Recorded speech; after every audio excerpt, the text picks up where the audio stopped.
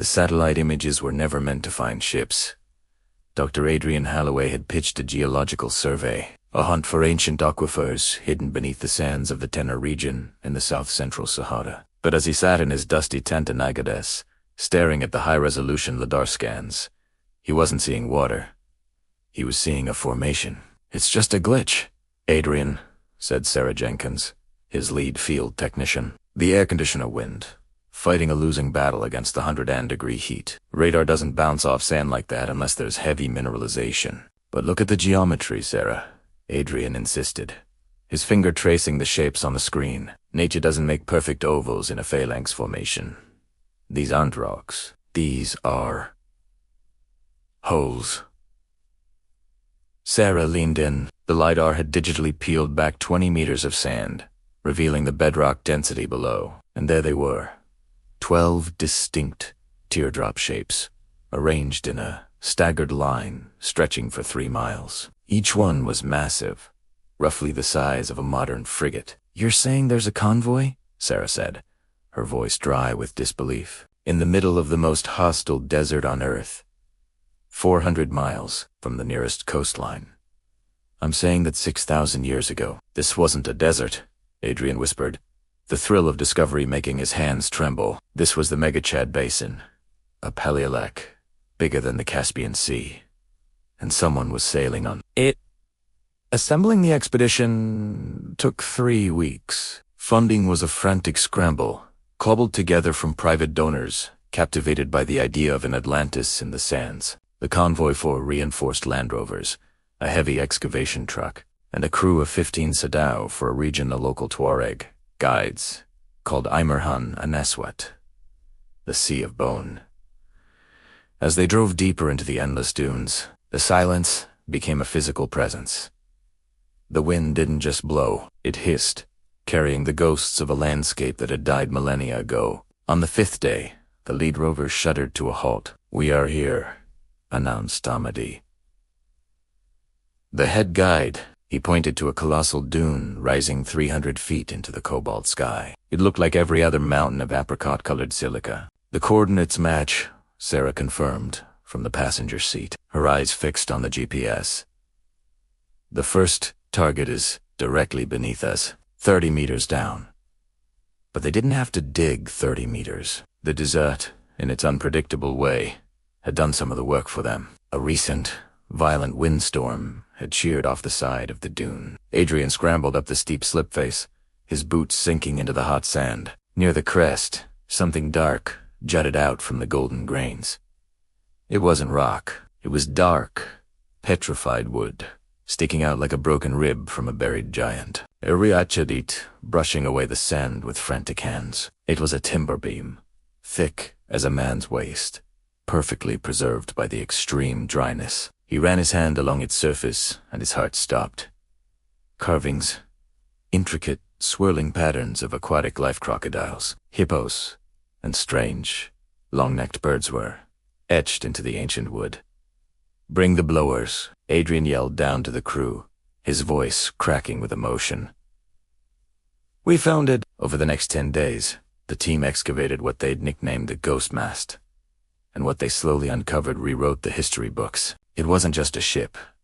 It was a floating fortress. The vessel, now half exposed in its sandy tomb, measured nearly 200 feet long. It was built not of local palm, but of imported cedar and heavy oak, hinting at a trade network that spanned continents. The design itself was baffling a shallow draft for river travel, but the high prow and reinforced hull of an ocean-going vessel. It was a hybrid, built to navigate a massive inland sea that no longer existed. "Adrian, look at this." Sarah called from the excavation pit near what they guessed was the captain's quarters. She held up a ceramic jar, still sealed with wax. The seal bore a strange sigil, a sun rising over water. "We need to get inside," Adrian said. "The hull is intact. If the sand filled it slowly, the interior might be preserved." They used a laser cutter to slice through a section of the petrified deck. The air that hissed out was stale, trapped for 5,000 years, lowering a camera on a fiber optic cable. The team gathered around a monitor in the command tent, their faces lit by its glow. The screen flickered to life. Amadi, the guide, let out a soft gasp. My God. The interior wasn't filled with sand. It was a time capsule. Rows of amphorae were neatly stacked against the walls, racks of weapons bronze. Capeshes and spears tipped with obsidian were in perfect order, and there, in the center of the hold, sitting on a raised dais, was a sarcophagus. This wasn't a warship, Adrian realized, his mind racing. It was a funeral barge. The team descended into the belly of the ship, the silence absolute. It felt like walking inside a ghost, stranded in an ocean of sand. Adrian approached the sarcophagus. It wasn't gold, like those of the Egyptian pharaohs, but made of a shimmering, blue stone lapis. The inscription on the lid was in a protoscript, a precursor to hieroglyphs Adrian had only seen in obscure academic papers. He photographed the text, feeding it into a translation AI linked to the university. The words appeared on his tablet. Asterisk, here lies King Solon of the Green Waters, ruler of the three shores, keeper of the tides. Asterisk, King of the Green Waters. Sarah mused beside him. The Sahara was green during the Neolithic. This confirms a civilization thrived here when this was all savanna. But the real treasure wasn't the king. It was a scroll case, clutched in the skeletal hands of a scribe found slumped in a corner.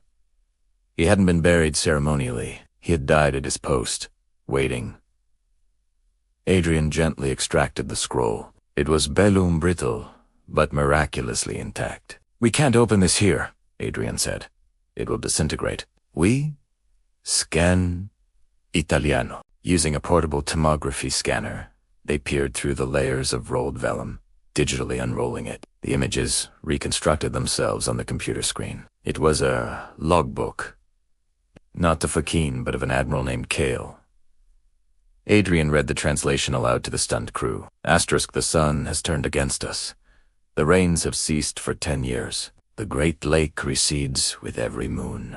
The people cry for water, but the gods give us only dust. We have loaded the fleet with the last of the royal grain and the body of our king. We sail north, toward the Great Salt Sea, seeking the delta, but the water is too shallow. The mud traps us. The heat boils the men in their armor. We are grounded. The desert is eating the ships. We wait for the end. Asterisk.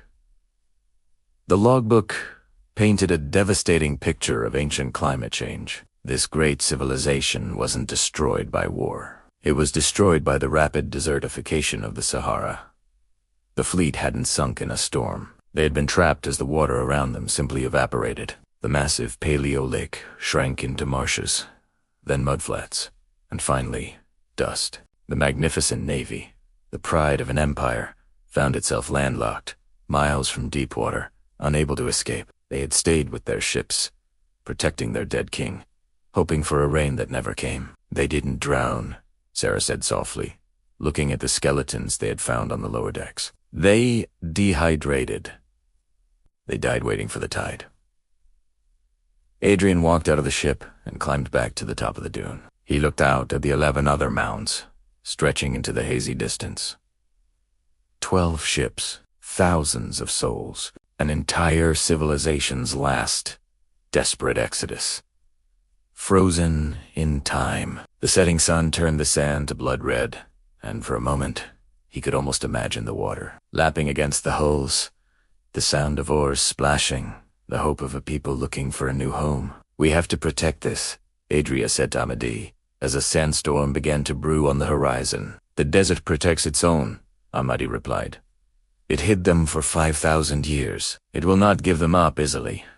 When the team returned to Chicago, the discovery captivated the world. The image of a massive ship rising from the dunes challenged everything we thought we knew about the timeline of human civilization. It was proof of an advanced naval power in Africa, long before the rise of dynastic Egypt. But for Adrian, the most haunting discovery wasn't the gold or the fame. It was the final line of Admiral Kale's log, which he kept framed on his desk. Asterisk, if you find us, know that we did not flee. We sailed until the earth drank the water. We are the guardians of the green, sleeping until the rain returns.